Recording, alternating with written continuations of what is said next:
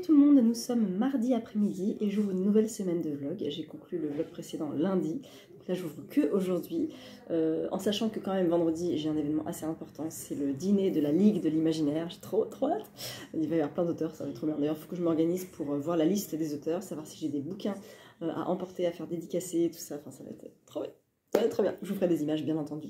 Voilà, au niveau lecture, cette semaine au programme en audio, et je continuerai en papier demain parce que je prends le métro, le portrait de mariage de Maggie O'Farrell. J'ai déjà écouté 167 pages. C'est très beau, c'est historique donc, et c'est écrit de façon assez moderne. Il y a des phrases courtes, assez percutantes, avec des très belles descriptions, et puis des moments où les phrases sont beaucoup plus courtes et brèves en fait. Et j'aime beaucoup. Donc cette pauvre Lucrèce qui est mariée à 16 ans de force, alors qu'elle est mariée à un homme qui était promis à sa sœur, qui est décédée. C'est elle qui se le récupère, elle n'a pas du tout envie. Il a 10 ans de plus qu'elle et il n'a pas du tout envie. Donc voilà, ça s'écoute très bien. Il fait quand même 500 pages. Donc ça va me tenir... je vais l'avancer demain en papier. Et je vais l'avancer jeudi en audio parce que j'ai de la voiture. Et vendredi, j'ai pas de voiture.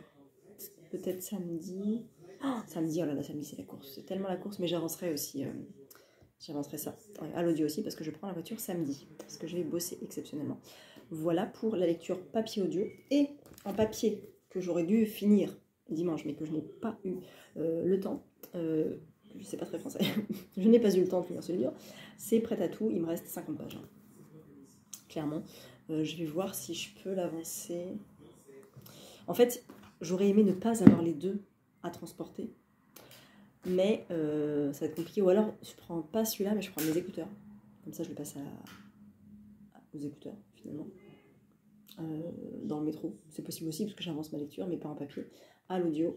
Et je ne prends que celui-là pour le finir. Et en même temps, je me dis 50 pages, c'est trop bête de prendre ça. Je vais essayer de le lire là, en fait, concrètement. Comme ça, je peux avancer celui-là. Et à partir de jeudi, je lis L'espace d'un an de Becky Chambers, que je reprends. Et qui me fera potentiellement jeudi, vendredi, samedi, dimanche, peut-être lundi, peut-être mardi, parce que j'ai un planning chargé. Et très peu de temps... dans les transports en ce moment, finalement, je prends pas mal la voiture, je fais beaucoup de déplacements qui n'étaient pas forcément prévus, qui se sont rajoutés, c'est comme ça, c'est pas grave, au moins j'ai des lectures audio, et après cette lecture-là, à l'audio, je sais pas du tout ce que je passe à l'audio après, j'ai d'autres trucs, il faudrait que je regarde un peu ce que je peux mettre à l'audio, mais j'ai des choses à l'audio. Voilà, et bien écoutez, j'espère que vous ça va, que vous passerez une bonne semaine avec moi, et que vous faites de bonnes lectures, comme d'habitude.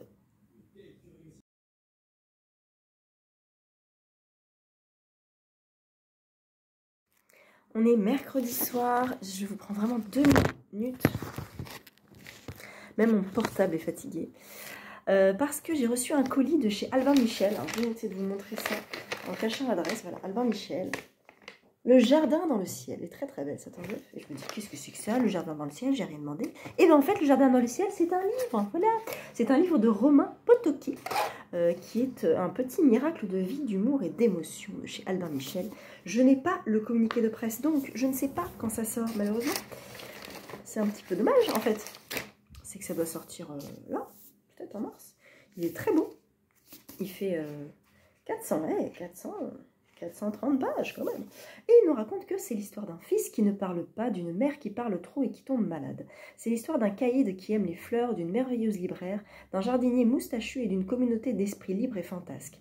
C'est l'histoire d'une rencontre inattendue avec la littérature, de ces quelques livres magiques qui un jour nous ont sauvés, et de tous ces passeurs qui, sans le savoir, nous ont permis de voyager loin, très loin.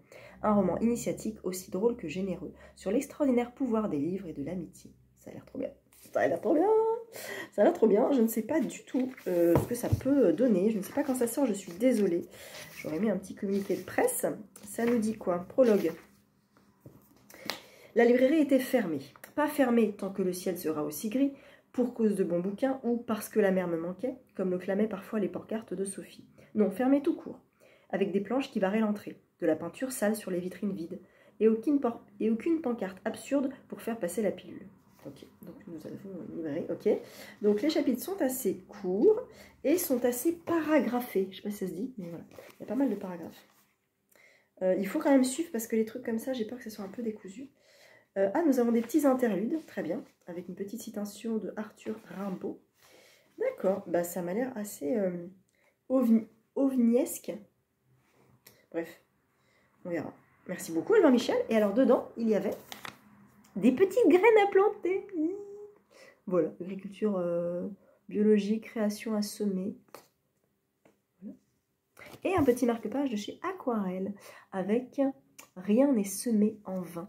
il y a un code. Offrez un bouquet, semez du bonheur, 10 € de réduction avec le code Jardin10. Voilà, si vous voulez offrir un bouquet, et ben vous utilisez le code Jardin10 et vous aurez 10 € de réduction. Il n'y a pas de date de péremption. Voilà, pour le printemps, offrez des fleurs. Merci Albin, c'est cool. Merci Aline. Je ne sais pas, il n'est pas dédicacé, je pense qu'ils font un peu de com sur ce roman-là. Ils ont dû l'envoyer à certaines blogueuses et blogueurs. Donc voilà, bah merci, voilà, c'était pour vous dire ça. Point de vue lecture, très vite, j'ai repris l'espace d'un an ce matin dans le métro, un peu plus tôt, parce que je suis un escargot en ce moment niveau papier, donc c'est un peu compliqué. Je le prends là et je sais qu'il va me durer au moins jusqu'à mardi. Je suis perdue, je suis complètement perdue, mais j'aime bien. Je suis perdue dans le vocabulaire, je suis perdue dans l'espace, je suis perdue avec tous ces genres non-genrés de personnages qui sont tous aussi farfelus les uns que les autres et très tolérants et très bienveillants les uns envers les autres. C'est génial, mais j'y comprends pas grand-chose, mais c'est pas grave. Mon cerveau fond, vous voyez mon cerveau qui fond là? Voilà, j'aime bien, donc j'essaie de le reprendre un peu demain, et j'ai avancé le portrait de mariage, je suis à la page 167, il y a des longueurs, et les chapitres sont très inégaux, il y a des chapitres de 3 pages, d'autres de 30 pages, et c'est un peu perturbant, mais à l'audio ça passe très bien. Je vais l'avancer aussi demain parce que j'ai de la voiture, pas mal de voitures, donc je peux l'avancer, et il y a des allers-retours dans le temps, tout ça, mais je vous en dirai plus quand j'aurai retrouvé mon cerveau. Voilà, je vous laisse là, je vous reprends demain. Peut-être demain. Nous sommes vendredi midi et j'ai des petites choses à vous dire, une petite chose à ouvrir qui me vient de chez Alice, Dessine-moi mes rêves, qui m'a contacté, qui fait des pochettes, qui fait des marque-pages, tout ça, et là qui réouvre sa boutique. Donc, je vais tout de suite l'ouvrir parce qu'elle m'a proposé de m'envoyer des petites choses, donc je vais faire attention à pas abîmer ça. Je vais faire ça bien. Ah, oh! Oh. J'espère que cette nouvelle collection te plaira. Bonne lecture. Merci, merci, merci. C'est super soigné, hein. Vous avez vu ça? Franchement, je suis incapable de faire un truc pareil. Alors, ça s'ouvre comment? Bonjour. Hop. Hop. Bon, ça se déchire, hein. C'est du papier de soie. C'est pas méga fou niveau résistance. Voilà. Alors. Hop. Ouh, oh, c'est le printemps. C'est le printemps, je kiffe. Oh, j'adore. Je vais ranger mes... Alors, je suis encore à l'automne dans ma bibliothèque. Hein. Tellement je suis à la ramasse. J'ai pas d'hiver, j'ai de l'automne. Donc là, ça va être printemps direct. J'adore. Oh, vous voyez le petit coin lecture là? Trop bien. Créatrice de bonheur. Là, ça, c'est sa petite carte. Marque-page, en fait. J'aime trop. Voilà, vous retrouvez les informations. Qu'est-ce que je vous donne? Bah, dessine-moi-mes-rêves.com. Dessine-moi mes rêves aussi sur Instagram. J'adore. Parce qu'en fait, je les garde, ces marque-pages cartes, hein, bien sûr. Oh, mon Dieu! Oh, la beauté. Non, mais la pile à lire. 1, 2, 3, 4, 5, 6, 7, 8, 9, 10, 11. Ah non, il y en a plus que 9 dans ma pile à lire. Ça marche pas. Je pourrais presque écrire les titres des bouquins qui me restent à lire. Oh, j'adore. Oh, c'est trop bien. Comment ça se lance là? Voilà, je vais enlever le petit uppercut. Oh, mais il y en a d'autres. Oh là là, Alice, tu me gâtes. Oh, je vais la mettre direct dans mon bouquin. Il est dans mon bouquin, il est en dessous. Oh là là, mais j'aime trop, j'aime trop. Il faut que je fasse un tri dans mes marque-pages, ça va pas du tout. Mais vraiment pas du tout. Il faut que je mette dans une boîte ceux que je veux garder mais que je n'utilise pas. Donc je leur dis au revoir, mais pas adieu. Je prends la mesure des choses, de me dire, je les garde, mais peut-être qu'ils iront à mon fils. Voilà, je veux garder, mais je peux pas tout utiliser. Mais celui-là, mais direct dans mon bouquin, quoi. J'adore, j'adore, j'adore, j'adore. Oh, il faut dompter la vie par douceur, par la douceur. Oh, c'est beau. J'arrive. Hop. Hop. Hop. Hop. Oh, il y a des petits zigouigouilles en plus, c'est trop chou. Bon, attendez, j'arrive.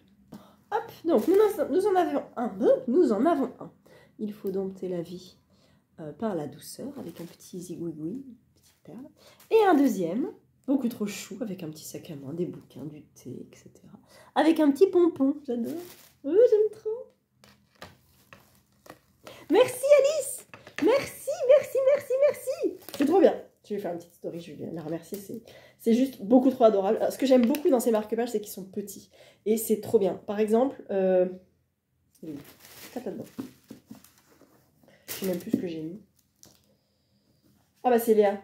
Ça c'est les marque-pages de Léa. Bon, Léa Book Addict, que j'aime aussi, que j'adore tout ce qu'elle fait. Mais Léa, je sais pas si elle a rouvert la boutique. Ça c'est les marque-pages de Léa, ça c'est les marque-pages de Alice. Vous voyez, ils sont un peu plus petits. J'aime beaucoup les deux. Ça rentre dans un poche sans problème, il n'y a pas de souci. Mais celui-là est encore plus petit. J'aime bien. Voilà. Donc j'aime trop. Merci beaucoup Alice, c'est beaucoup trop gentil, c'est trop cool. J'adore. Ça sent le printemps. J'adore. J'ai mon cerisier qui bourgeonne. Ça y est. Donc ça c'est chouette. Hop, on met ça là. Ça aussi. Et voilà, donc merci beaucoup. J'adore celui-là. J'ai envie... Ah, je pourrais peut-être en mettre... Ou alors non, celui-là, je le mets avec la carte. Peut-être je vais mettre celui-là avec la carte dans la bibliothèque. Donc je vais ranger mes petits marque-pages d'automne, donc. Hein, on n'est pas passé par l'hiver, c'est pas grave. Et je vais ranger et je vais mettre ça... Voilà, donc alors je vais vous montrer ma lecture en cours, du coup. Lecture papier, c'est L'espace d'un an de Becky Chambers. Je suis à la page 124. Je comprends pas tout, mais c'est pas grave. On est dans une galaxie où une jeune femme qui s'appelle Rosemary est greffière. C'est une humaine qui n'a pas beaucoup d'expérience et qui débarque à bord du voyageur parce qu'elle est donc greffière et qu'on va avoir besoin de ses services pour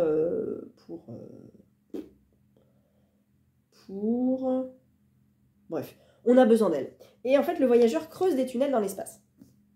C'est tout un processus. Là, j'ai vu un chapitre qui expliquait un petit peu ça. J'ai pas tout compris, mais c'est pas grave. Et en fait, c'est un petit peu le truc du bouquin. Je comprends pas tout, mais c'est pas grave. Et en fait, le voyageur creuse des tunnels dans l'espace.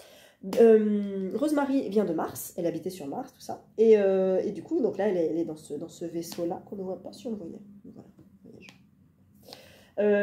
Et en fait, elle fuit des escrocs. Ce n'est pas sa vraie identité. Et pour l'instant, on ne sait pas trop qui elle est. C'est un petit peu mystérieux. Donc ça va, je gère. Les membres de l'équipage sont complètement hétérogènes, tant dans leur caractère que dans leur physique, que dans leur état, que dans leur humanité. Ils ne sont pas tous humains. Il y a un alien, il y a... je vous l'avais dit, je crois. Alors, il y a le pilote qui est donc couvert d'écailles et de plumes multicolores. Le médecin et cuistot qui a 6 mains. Le capitaine humain pacifiste aime une alien dont le vaisseau approvisionne les militaires en zone de combat. Il y a une intelligence artificielle aussi. Et donc, il y a d'autres personnes comme ça, très très particulières. Et tout ce petit monde vit ensemble dans le voyageur et vit très bien, ma foi. Ils arrivent absolument tous à cohabiter. Ils s'aiment bien, même si bon, il y a peut-être des tensions. Bah, c'est pas grave, on apprend à vivre ensemble. Et c'est bien. Voilà, et on est bien dans ce bouquin. Donc là où j'en suis, ils ont creusé un tunnel. Mais, et en fait, on va leur donner une mission, justement. Ils ont un super contrat pour creuser un super tunnel, je crois. Je comprends pas tout. Hein. SFFF, j'ai vu un tâton. Hein. Et là, je trouve que c'est quand même assez érudit pour quelqu'un qui lit pas de SFFF, parce qu'il y a un vocabulaire galactique que moi, je suis perdue. Voilà, je pourrais pas vous donner un exemple, mais c'est de... Ah oui, ils disent étoile. Comme nous, on dirait « oh, bon sang ». Ils disent « oh, étoile ». Et ça me fait trop penser à Mémoire de la forêt, où Michael avait utilisé le nom pomme. Ah, pomme. Voilà. Et ben là, oh, étoile. J'adore, c'est trop bien. Et du coup, il parle de Andrisque, qui est une espèce, pas humaine, mais une espèce de personne. Les taurémis, c'est pas une espèce que les infos mentionnaient souvent. Quiconque, elle ne savait pas grand-chose d'eux, sinon qu'ils contrôlaient un petit anneau autour du noyau galactique et qu'ils s'entretuaient soigneusement depuis les décennies. Il y a plein de références, les armagiens, voilà. Je ne sais pas ce que c'est que les armagiens. En fait, il aurait fallu un petit lexique. Et j'ai cherché, et je ne l'ai pas trouvé. Donc voilà, mais je le lis en lecture commune avec des copines, justement. Et je vais voir si peut-être elles peuvent m'éclairer un petit peu.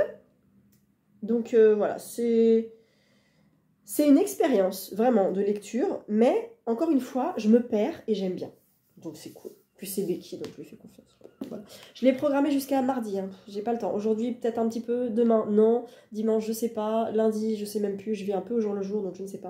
Mais il me dure jusqu'à mardi, peut-être mercredi, c'est pas grave. Après, je lis Lady Détective avec Margot, si tu passes par là. Et on a le temps, c'est jusqu'à la fin du mois, tranquille. Donc, je me prends vraiment pas la tête au niveau pression, parce que déjà, j'ai plus grand chose à lire. J'ai toujours un truc à lire, mais voilà. Et en plus, tout est programmé. Les seules urgences que je vais avoir, c'est pour le prix 10-18, où il faut que je vote avant le 27 avril. J'en ai 2 à lire, mais je vais les lire début avril, c'est pas un souci. Et le Arthur, machin truc, tous les silences que je veux lire avant les Quais du Polar. Mais là, ça sera ma lecture de début avril. Donc il n'y a vraiment pas de souci, pas d'urgence. Et à l'audio, je suis en train de terminer le portrait de mariage de Maggie O'Farrell.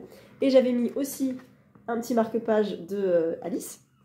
Et voilà, il me reste 60 pages, 80 pages. Ah bah c'est pas grand-chose, dis donc. Voilà, il me reste 80 pages. Et j'aime bien. C'est très bien écrit. Il y a pas mal de sauts dans le temps entre l'enfance de Lucrèce jusqu'à son mariage et une partie dans le présent de Lucrèce où elle pense que son mari veut l'assassiner. Donc ça, c'est assez intéressant. Mais il y a pas mal de voyages comme ça. Parfois, on est un peu perdu. Il y a pas mal de digressions. Il y a des descriptions un peu longues. Les chapitres sont très inégaux. Là où j'en suis, enfin, là où j'en étais, pour mettre mon marque-page, le chapitre était un peu long. Un petit peu long. Voilà, je ne suis toujours pas au début du chapitre. Le chapitre, où est le début du chapitre? Oh, non, sérieux? Ok, voilà. Le chapitre fait 100 pages. C'est un peu long pour un chapitre, hein, d'accord? Et du coup, on est... Alors, il y a des petites astérisques là pour dire qu'on change de lieu ou tout ça, mais quand même, je pense qu'en papier, ça aurait été indigeste. Mais en audio, ça passe plutôt bien. Et puis, c'est bien écrit. Et puis cette Lucrèce, elle est mariée de force à 16 ans au duc Alfonso de Médicis. Non, Alfonso. Elle veut pas se marier, sauf qu'elle n'a pas le choix. Ses parents ne sont pas d'accord. Ils veulent la marier, ils ne sont pas d'accord avec elle. Et donc, elle va découvrir plein de choses. C'est très bien écrit, c'est bien... on a beaucoup d'empathie pour Lucrèce, qui est encore une enfant. Elle a 16 ans, donc...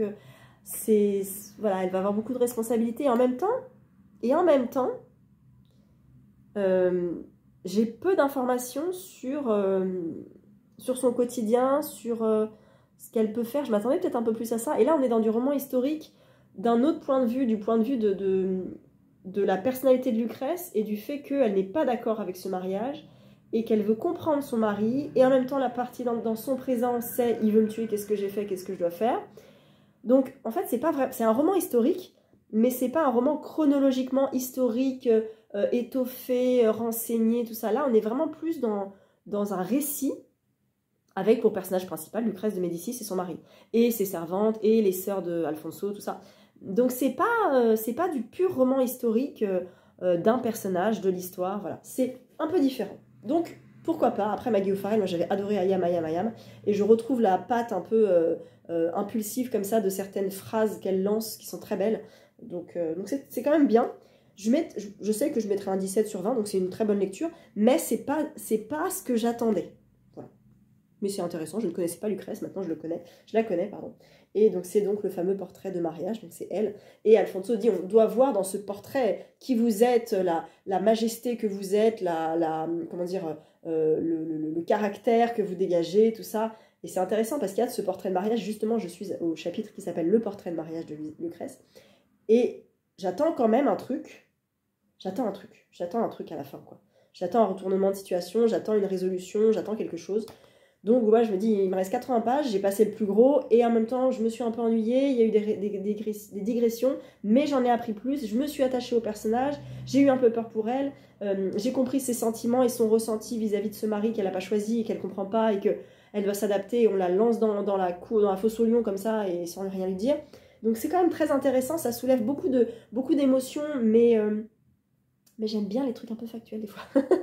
Donc j'attends de voir comment... Parce qu'on sait qu'elle est morte. On sait qu'elle est morte officiellement fièvre putride, c'est ça? C'est ça, fièvre putride. Mais officieusement, elle serait assassinée par son mari. Donc bon. Est-ce qu'il y a une note de l'autrice à la fin sur les recherches qu'elle a pu faire? Non. Remerciement. On va voir, est-ce que... Ouais, note de l'auteur, pardon. Ok, donc il y a 4 pages de notes de l'autrice, donc on va peut-être en savoir un peu plus. Ok, je veux bien. Et bah c'est tout. Voilà, je vous laisse là. Ce soir, la Ligue de l'Imaginaire, on va filmer ça. Et je vois Angie tout à l'heure qui arrive à la maison. Et puis, je clôturerai ce vlog demain ou dimanche. Et puis du coup, je ne sais pas ce que je vais passer à l'audio après. Et là, je suis très embêtée. Parce qu'à l'audio, j'ai le cercle qu'on m'avait offert. Mais c'est un homme, je ne peux pas, Bernard Minet. Et j'ai rien d'autre. Je ne sais pas ce que je fais. Ah, c'est ça que je voulais faire. Attendez, j'arrive. Donc je vais voir ce que je passe à l'audio, mais pour le mois d'avril, je sors ma petite boîte. Alors pour celles et ceux qui ne connaissent pas cette petite boîte qui n'était pas là il y a quelques semaines, en 2025, j'ai décidé de de mettre dans mon planning de lecture des livres qui me font hyper envie depuis longtemps, dont on me dit mais tu vas aimer, il faut que tu le lises, tout ça, que je ne cesse de revoir sur la sphère Bookstagram, que je me dis oui bon, ils sont déjà dans ma wishlist, je veux les lire, je vais les lire, et donc je les ai mis dans une boîte. Il y en a 10, il y en a un que j'ai pioché déjà en février, c'était le Pierre Pével, le Paris des Merveilles. En mars, je n'en ai pas mis parce que j'étais complètement à la ramasse, donc je le fais maintenant pour avril, donc vous allez voir ensemble, nous allons voir ensemble, quel sera le livre choisi, en sachant qu'il peut y avoir des hommes, des femmes, n'importe quoi. Il y a le Talisman des territoires, enfin le talisman plutôt, et donc c'est des livres de ma wishlist, donc des livres à acheter. Et je suis totalement tricheuse, donc si ça me plaît pas, eh ben, j'en pioche un autre. Alors, Une main innocente.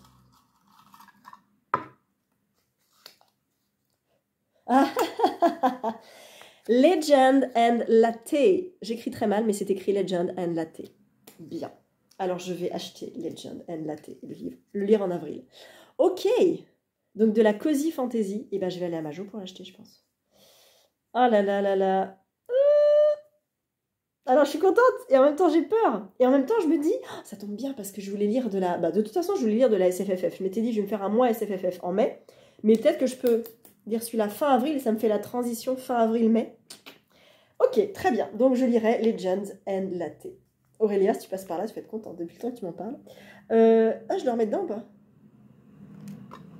J'en ai combien? 1, 2, 3, 4, 5, 6, 7... 8, 9 et 10 que j'avais lu en février. Donc je ne le remets pas dedans. Legends and Latte sera lu en avril. Voilà. Je ne sais pas combien de pages il fait. Mais voilà. Dites-moi si vous l'avez lu. Je crois que beaucoup l'ont aimé. Je sais que Margot Liseuse l'a lu. Elle a bien aimé. Elle a expliqué pourquoi elle n'a pas tout aimé. Et je comprends. Mais j'ai quand même envie de me lancer parce que c'est cosy, quoi. Ça doit être le roman cosy fantasy... parfait, voilà, sans prise de tête, c'est peut-être parfait pour ce qu'il me faut en ce moment, donc voilà, c'est très bien, je suis bien contente. Bon, il y en a d'autres, hein. Il y a donc le Talisman, il y a Zephyr Alabama, oh, je me rappelle même plus, c'est bien que je les oublie, comme ça je les redécouvre, j'avais oublié qu'il y avait les Legends and Latte, donc ça tombe très bien. Voilà, je vous reprends un petit peu plus tard.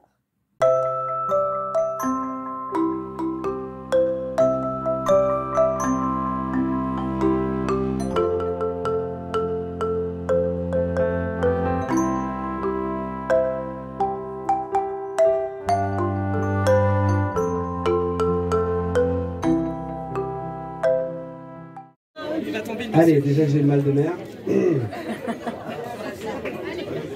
Alors, chères lectrices et chers lecteurs venus des 4 coins de France, chers partenaires, chers éditeurs, chers libraires, chers membres du jury du prix de la Ligue, chères ligueuses, chers ligueurs. C'est avec un plaisir incommensurable que j'ai l'honneur d'être devant vous ce soir afin de présenter cette seconde soirée de la Ligue de l'Imaginaire. Nous fêtons ce soir le résultat d'une magnifique collaboration avec le Livre de Poche et le succès du premier recueil de la Ligue, Le Pire des Noëls, qui a généré 50 000 € de bénéfices qui ont été intégralement reversés à l'association Pour lire médecin.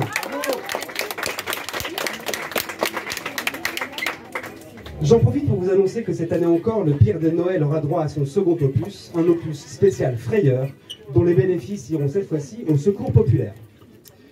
Nous fêtons aussi l'arrivée de 2 nouveaux membres d'exception qui ajouteront à la Ligue leur talent indéniable et leur personnalité remarquable. J'ai nommé Cédric Cyr et Sandrine Détombe.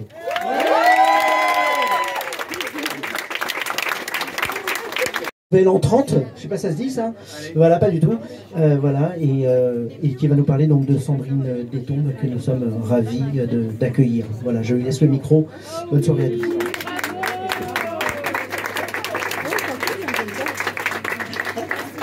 Non, moi je monte. Non, non, mais ça va pas avec les talons, mais je vais la transpercer, les gars. C'est pas possible. Non, non, mais je peux pas. C'est pas possible. Vous pouvez pas faire monter sur la truc. Je vais transpercer la chaise. Et c'est là que je dis, à mon âge, j'aurais dû prendre mes lunettes.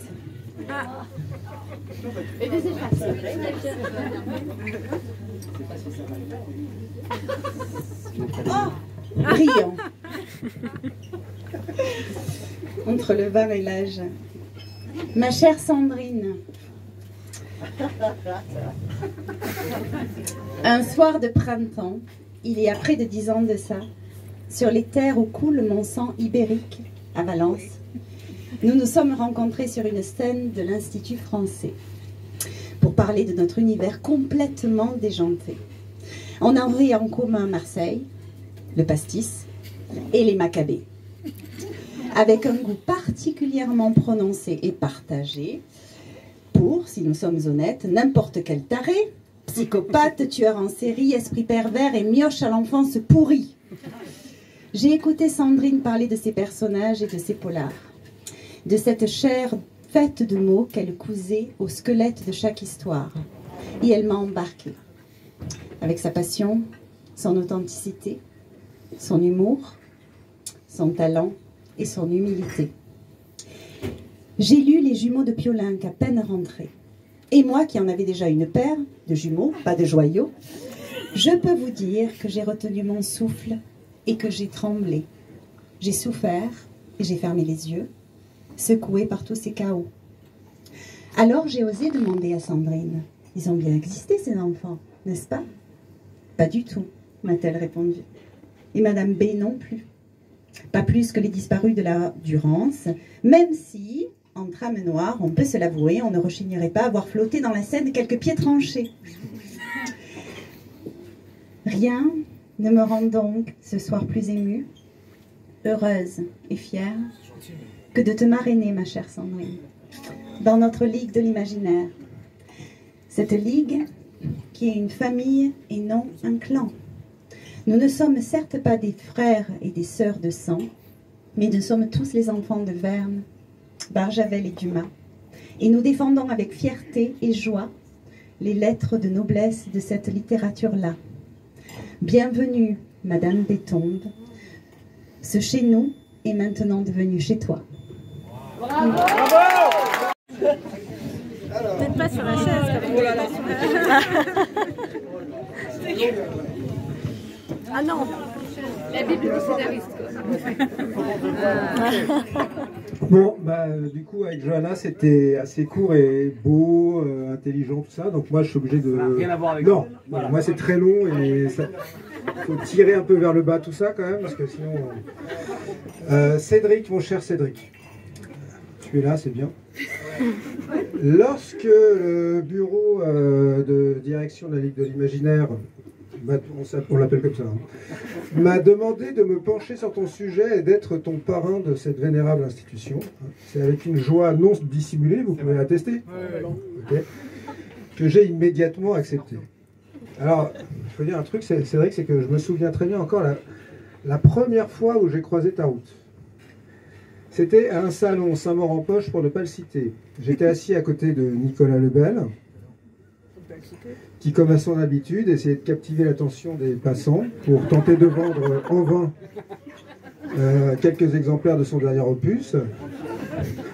Entre deux déceptions, il a pointé un doigt dans une direction en grognant des paroles incompréhensibles. Et c'est là que j'ai vu une immense file de jeunes gens, tous habillés de noir, portant des chaînes, des crucifix, et des chapelets d'ail, des pieux parfois. Et au bout de cette procession funeste, Sire Cédric, car oui, à l'époque, tu n'avais pas le même nom. Hein, tu avais encore le sang bleu, ou plutôt le sang noir du coup, tu n'avais pas fait ta mutation. Bref, revenons à nos moutons quand même. Donc, Alors que je donnais un mouchoir à Nicolas pour éponger la bave coulant de ses babines repoussées, je te vis. Sorte d'apparition antéchristique, vêtue tout de noir, la peau blanche, les cheveux impeccablement lissés, tombant jusqu'au rebord de la table. Tu te tenais debout comme un prêtre donnant l'hostie à ses fidèles. Jetant un regard discret à Nicolas, vautré sur sa chaise, tel un léprechaume ivre, le choc du décalage visuel fut si violent que je sentis une sorte de révélation devant cette image biblique.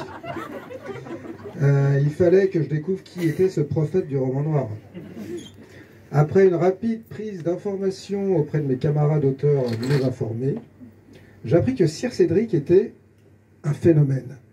Mi-vampire, mi-écrivain, il abreuvait ses hordes de lecteurs de récits horrifiques, sanguinolents, d'une monstrueuse intensité. Donc tu comprendras, Cédric, que moi-même, étant un adepte des récits obscurs et insondables, innommables, je devais te rencontrer à tout prix. Je me suis donc retrouvé face à toi, une tasse de café entre les mains. Pour ta part, tu t'étais contenté d'un verre de sang frais. Et je t'ai demandé si cette réputation était vraiment bien réelle. Eh bien, camarade, il ne t'a fallu que quelques secondes de discussion pour briser la glace et enfoncer un pieu dans le cœur de ces viles rumeurs. Des mots prononcés avec un accent toulousain tellement marqué qu'ils ont immédiatement cassé le mythe et créé en moi l'image d'un vampire du Sud sympathique, une sorte de croisement entre Nosferatu et Jean de Florette, à l'opposé de la créature froide hantant les caveaux des cimetières que je m'imaginais. Bon. Alors je dois dire, Cédric, que nous sommes tous très heureux à la Ligue de t'accueillir parmi nous, pour énormément de raisons. Non mais c'est vrai. Mais je commencerai par les plus triviales. Parce que jusqu'ici c'était sérieux. D'abord, que dire de ta puissance capillaire? Alors,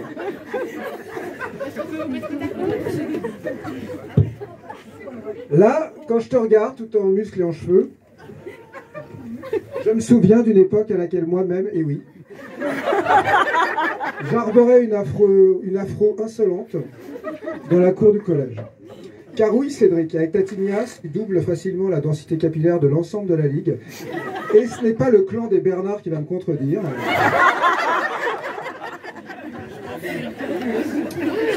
Alors oui, je vous entends, hein, on pourrait dire que c'est l'hôpital qui se moque de la charité, mais moi je me rase la tête, comme je le dis depuis toujours. Hein. Sachez-le. Bon, revenons à toi Cédric. Que dire de ton insolente beauté? Jusqu'à aujourd'hui, il n'y avait que notre sacro-saint président, Olivier Norek, pour le citer, a minaudé sur les bus et les murs des métros. Nous rappelant inlassablement à nous autres, très peu gâtés par la nature, surtout Nicolas, notre triste condition.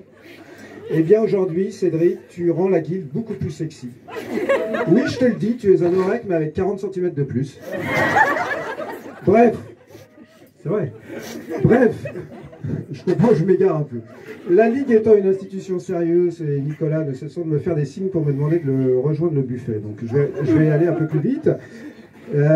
Donc le petit Cédric est donc né il y a bien longtemps à Saint-Gaudens, en Haute-Garonne. Il a grandi dans l'Aveyron et développé dès son plus jeune âge une passion pour la littérature et le cinéma fantastique en s'inspirant d'auteurs tels que Stephen King, Clive Barker et Edgar Allan Poe. Cette fascination romantique pour l'étrange et le macabre l'ont amené naturellement vers la culture goth, dont il a immédiatement embrassé les codes esthétiques et philosophiques. Tu ne me le reprends pas, s'il te plaît, je suis ton parent. La même passion t'a également amené à t'immerger dans la scène musicale metal pour devenir vocaliste du groupe de death metal Angelizer. Ton premier roman, Ange mort, publié en 2006, reçoit le prix Merlin, récompensant le meilleur roman fantasy et fantastique francophone. Puis ensuite, tout s'enchaîne. Sous le pseudonyme Sir Cédric, tu enchaînes les romans mêlant thriller et fantastique tels que L'Enfant des cimetières, qui te vaut le très respectable prix Masterton. Puis De fièvre et de sang, que Nicolas Lebel a effrontément pompé en changeant le titre pour De cauchemar et de feu, mais qui, contrairement à toi, n'obtiendra pas le prix du polar du Festival de Cognac. Et puis, soudain, en 2018, une nouvelle vient heurter de plein fouet le petit monde de l'édition. Je me souviens encore où j'étais quand je l'ai appris.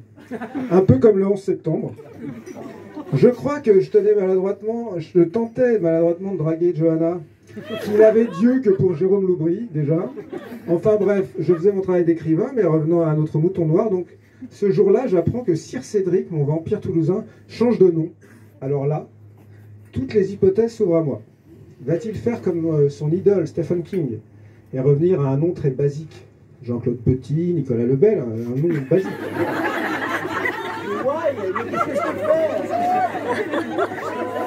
Le voilà qui annonce son coming out sous le désormais célèbre patronyme Cédric Cyr. Le gars s'est pas trop foulé quand même.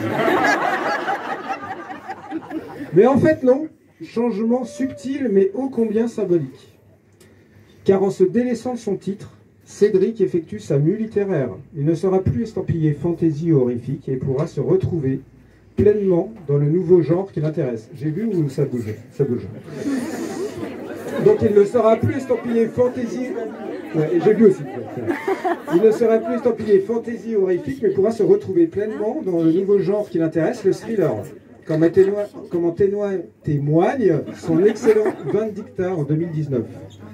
D'autres suivront, comme La Saignée, qui obtient le prix des lecteurs du livre de poche, que je tente désespérément d'obtenir depuis 10 ans.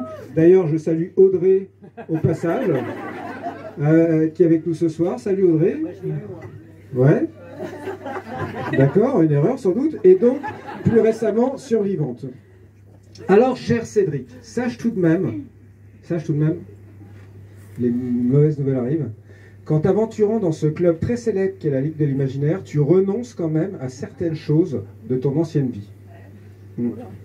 Par exemple, toi qui étais habitué à sucer le sang des vierges les nuits de pleine lune, eh bien, oublie tout de suite, parce que nos talentueuses autrices ont déroulé du câble. Et ce n'est certainement pas la nouvelle recrue qui contredira la tendance, n'est-ce pas Sandrine? On le confirme. En même temps, Déton, ça aurait pu marcher avec toi, mais bon. Bref. Sache aussi que si tu t'attendais à te la couler douce, c'est mort. À la Ligue, il y a le bureau des Nobel, Olivier Norek, Nicolas Lebel, qui va rapidement te faire oublier tes vacances dans les Carpates. D'ailleurs, on attend ta nouvelle de 30 000 signes. Elle est où la nouvelle? Hein?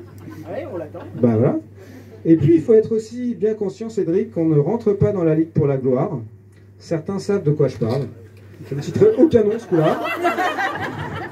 Ni par conviction politique ou sens moral, sinon comment expliquer qu'on ait pu prendre l'Epsker, le plus grand escroc que j'ai rencontré après mon père. C'est vrai. Pardon. Ce n'est pas non plus ton humour, hein, ou parce que tu es un bout en train, ou que tu tiens bien l'alcool, hein, ce qui est a priori faux. Et puis de toute façon, on a déjà Olivier Ball qu'on a du mal à gérer sur ce domaine. Même les Bretons veulent nous le renvoyer, c'est pour dire.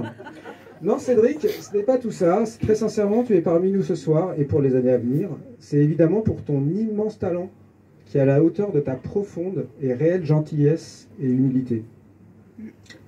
Je pense que sincèrement, de tous les types de la Ligue, t'es le gars le plus souriant, le plus sympathique et le plus humble que j'ai rencontré, à l'exception peut-être du sacro-saint Franck Tillier, et bien entendu de notre exceptionnelle Amélie. Bravo. Bref, je ne vais pas faire plus long parce que j'ai hâte, c'est très bon, j'ai hâte de t'accueillir parmi nous, hein, et de pouvoir t'appeler mon frère de sang. Bienvenue dans la Ligue de l'Imaginaire et bonne première soirée parmi nous. Bravo.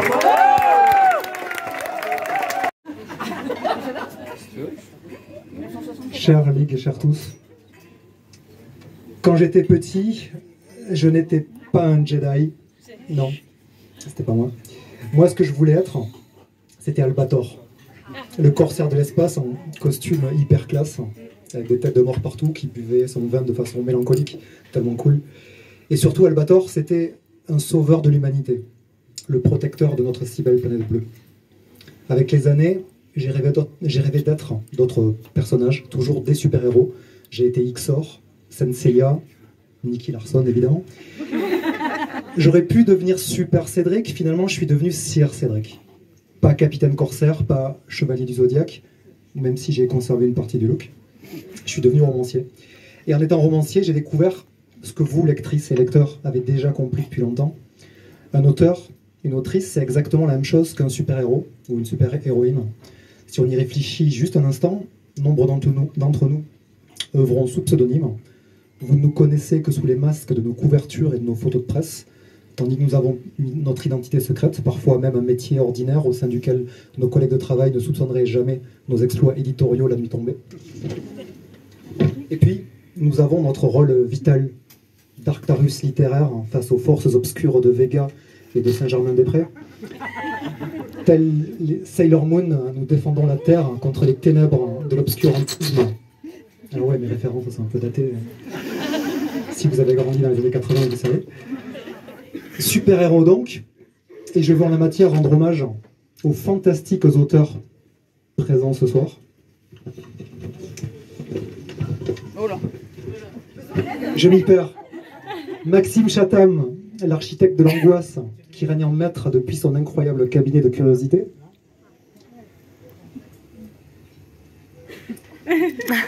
Bernard Werber, n'est-il pas un peu notre docteur Manhattan qui nous contemple depuis mars avec son regard cosmique? Olivier Norek, notre redresseur de tort préféré et président de ligue, qui, grâce à qui cette incroyable soirée a lieu, qui est capable de nous entraîner avec flamboyance dans les terres glacées et guerrières de Finlande sans besoin de machines temporelles. Barbara Abel, ma sœur belge, la gardienne de la galaxie du suspense psychologique.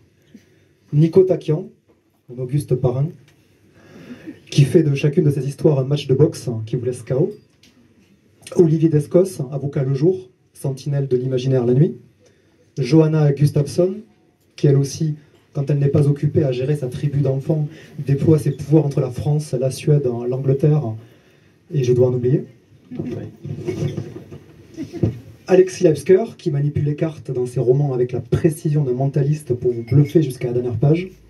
Sébastien Drouin, qui maîtrise les pouvoirs de la magie du cinéma. Nicolas Lebel, qui nous fait tellement rire, et de ça on en a tant besoin.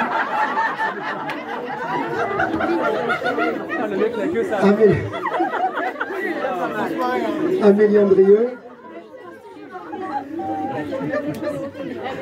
Amélie Andrieux, l'indispensable secrétaire centralisant les super pouvoirs de tout ce beau monde. On l'aime. Ah oui, on l'aime. On l'aime. Et évidemment, Sandrine Détombe, à mon instar, toute nouvelle venue dans cette merveilleuse famille.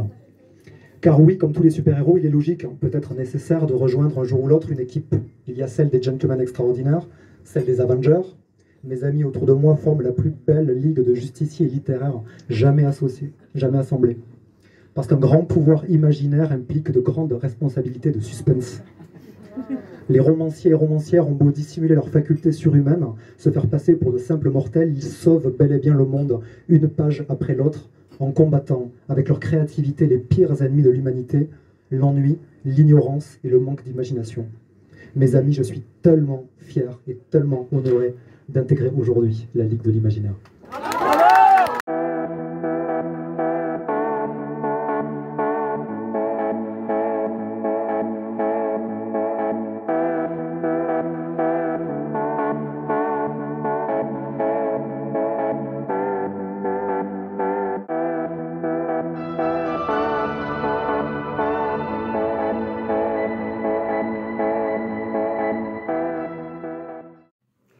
Nous sommes samedi et je viens conclure cette semaine de vlog. C'était une semaine assez intense, pas beaucoup de lecture j'avoue, j'ai pas fini le portrait de mariage, je le finis aujourd'hui.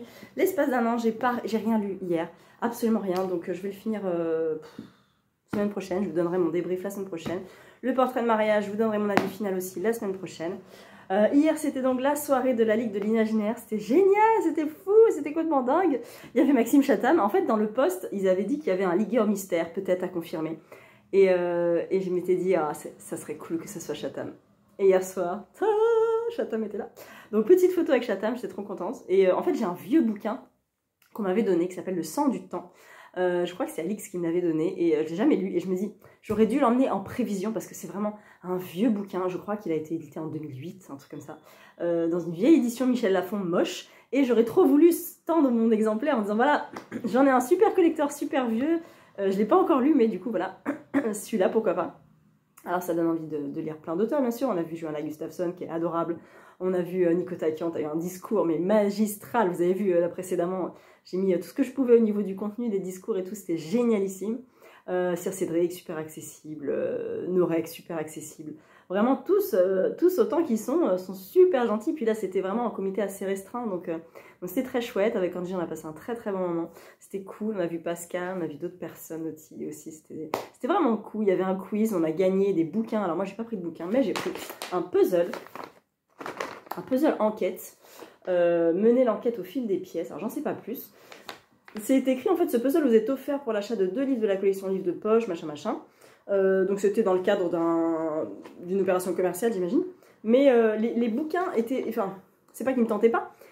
C'est que, comme je vais au Quai du Polar, je voulais pas prendre le dernier de Johanna Gustafsson. Et en plus, il n'y était pas, je crois. Il y avait Bloc 46, il n'y en avait qu'un exemplaire. Donc je l'ai pas pris. Et du coup, j'ai rien pris de plus, quoi. Chatham... Ceux qui étaient, soit je les avais déjà, soit j'avais pas trop envie de lire. Donc je me suis dit, ça sert à rien de prendre des bouquins juste parce que les auteurs sont là et que je vais peut-être jamais lire, j'en sais rien. Donc j'ai pris ça, je me suis dit, allez, c'est pas grave. Par contre, ce que j'aurais dû faire, c'est acheter le bouquin Le Pire des Noëls, qui a été fait dans le cadre d'une opération aussi pour le Rire Médecin, je crois, je sais plus, ou les clowns, enfin bref.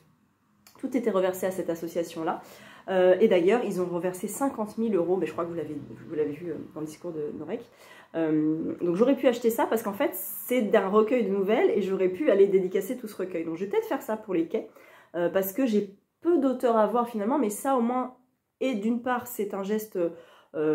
c'est un beau geste pour une association et en plus voilà, on peut avoir plein de dédicaces. C'est ce que j'avais fait pour le bouquin de la Griffe Noire, un recueil de nouvelles de la Griffe Noire, c'était en 2017, 2018, je sais plus, ouais, c'est un recueil de nouvelles aussi. Le thème c'était en rentrant à la librairie ou en sortant de la librairie, et plein d'auteurs comme ça avaient écrit une nouvelle. Il y avait au moins 20 ou 30 je crois. Et j'étais allée sur le salon pour faire dédicacer mon bouquin. Donc j'ai beaucoup de dédicaces de ce bouquin-là, je l'ai toujours. Et d'ailleurs, je pourrais peut-être le ressortir parce qu'il y a peut-être des auteurs que je n'avais pas vus à l'époque et que je pourrais voir à Créteil en poche, qui sait, ou au Quai, ou tout ça. Mais en tout cas, Le Pire des Noëls, peut-être que je me le procurerai et puis je le ferai dédicacer parce que c'est vraiment c'est le bon plan de ces bouquins-là. C'est comme, vous savez, les bouquins de Jacques Coq, l'amitié c'est, l'amour c'est, la terre c'est, tout ça. L'enfance c'est, non, il y a l'amitié c'est qui va sortir bientôt. Et du coup, c'est des bouquins que vous pouvez ramener en salon parce que les auteurs peuvent vous dédicacer leurs nouvelles ou leurs dessins. Et du coup, ça permet d'échanger 2 minutes avec un auteur parce que si jamais on se dit « Ah bah j'ai pas de livre à faire dédicacer, bon bah j'y vais pas », bah là au moins on en a un pour plein d'auteurs. C'est pas comme si on avait 5 bouquins pour 5 auteurs, c'est vraiment le bon plan. Donc voilà, et bien à part ça, pas grand chose. Je vais vous laisser là, je vais refermer cette semaine de vlog, j'espère qu'elle vous aura plu, que le contenu de la Ligue vous aura donné envie de lire de la Ligue de l'Imaginaire, parce qu'ils sont vraiment super cool. Et puis moi je vous retrouve dans une prochaine vidéo la semaine prochaine, à bientôt.